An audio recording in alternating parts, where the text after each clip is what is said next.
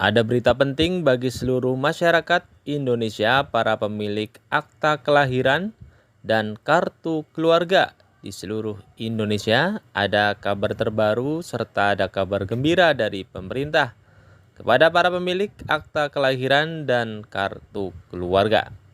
Ada kabar gembira apa dari pemerintah kepada para pemilik KK dan akta kelahiran? Simak informasi ini sampai selesai agar teman-teman semuanya tidak gagal paham dan salah paham dalam menyerap informasi yang telah kami berikan.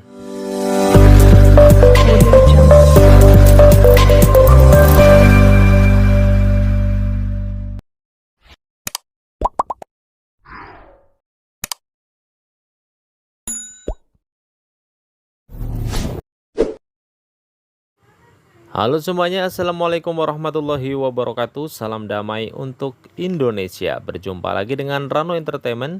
Di kesempatan kali ini kami akan memberikan informasi penting kepada seluruh pemilik akta kelahiran dan kartu keluarga di seluruh Indonesia. Untuk mendorong animo masyarakat membuat dokumen kependudukan dengan cara yang mudah dan cepat, Direktorat Pencatatan Sipil pada Dirjen Dukcapil Kemendagri tengah menyusun buku petunjuk teknis pencatatan sipil. Maka di buku ini kita harus ditunjukkan berbagai kemudahan yang telah kita bangun sejak tahun 2015.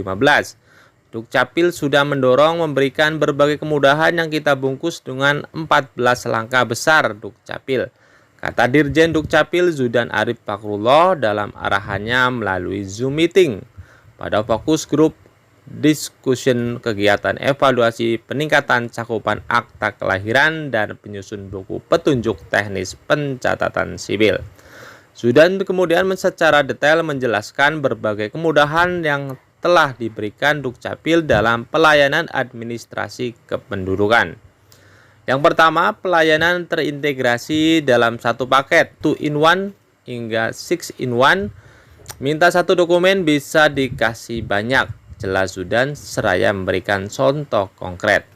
Misalnya pasangan menikah ingin membuat akta perkawinan di Dinas Dukcapil, maka pemohon akan dapat 3 KK baru, yaitu KK pasangan nikah, kemudian KK bagi orang tua kandung, dan KK bagi mertua karena sudah pisah KK. Kemudian dapat KTP elektronik suami istri masing-masing dengan status sudah menikah. Begitu juga pemohon yang minta akta kelahiran bagi anak bisa sekaligus diberikan kartu identitas anak atau KIA dan KK baru lengkap dengan nama anaknya. Selanjutnya yang kedua, kemudahan membuat KTP elektronik tanpa pengantar RT dan RW. Cukup membawa kartu keluarga saja. Yang ketiga, membuat KTP elektronik yang tidak mengubah elemen data boleh dibuat di luar domisili.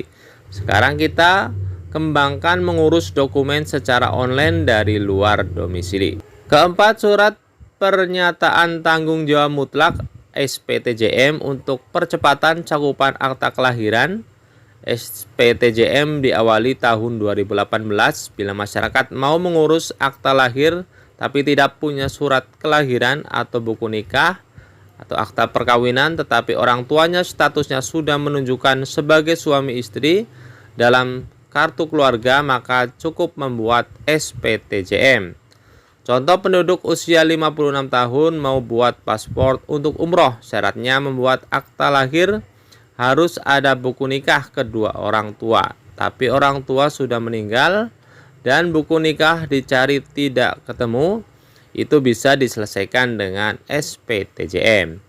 Yang kelima, membangun ekosistem pemanfaatan data kependudukan. Data dan dokumen kependudukan digunakan untuk semua keperluan. Keenam, akta kelahiran online sebagai tonggak awal Dukcapil menyelenggarakan pelayanan online dengan percepatan pembuatan akta kelahiran sejak 2018. Sekarang semua dokumen kependudukan bisa diurus secara online dengan Permendagri nomor 9 tahun 2018. Ketujuh, pemanfaatan satu data kependudukan untuk semua keperluan. Semua OPD, kementerian dan lembaga, dan badan hukum swasta bisa akses data Dukcapil. Dan kedelapan, pindah penduduk tidak perlu pengantar RT dan RW, desa maupun kecamatan. Cukup datang ke Dinas Dukcapil dengan membawa fotokopi kartu keluarga. Kemudian yang ke-10, penggunaan teknologi face recognition atau foto wajah, verifikasi foto wajah dengan foto KTP elektronik untuk menegakkan hukum oleh Polri, BNPT, Kejaksaan Teknologi. VR juga digunakan lembaga keuangan dan perbankan untuk verifikasi, validasi, dan autentikasi nasabah. Yang ke-11, Dukcapil Go Digital, yakni semua dokumen ditandatangani secara elektronik. Diikuti sekarang dengan pembuatan KTP digital, semua dokumen kependudukan bisa didigitalkan dan disimpan di smartphone. Kartu keluarga, akta lahir semua bisa dicetak sendiri oleh penduduk kecuali KTP elektronik dan kartu Indonesia Anak. Kemudian ke-12, pendirian program diploma 4, Dukcapil bekerja sama dengan FH UNC untuk menciptakan SDM Dukcapil yang profesional. Sekarang sudah ada yang lulus.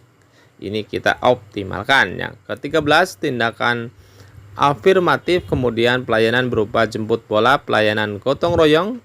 Di Dukcapil Kabupaten Kota bisa saling membantu pelayanan jemput bola. Sudah dilakukan di Papua, Papua Barat, Maluku, Maluku Utara, dan NTT.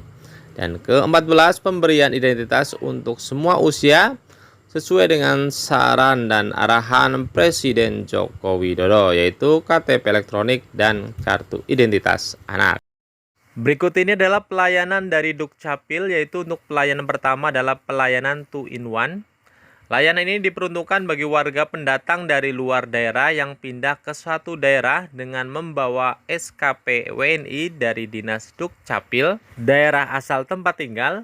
Dalam sekali pengurusan maka akan mendapatkan 2 produk dokumen kependudukan sekaligus, yaitu mendapatkan kartu keluarga atau KK baru dan kartu tanda penduduk elektronik atau KTP elektronik. Selanjutnya pelayanan 3-in-1. Layanan ini diperuntukkan bagi bayi yang baru lahir atau baru membuat akta kelahiran.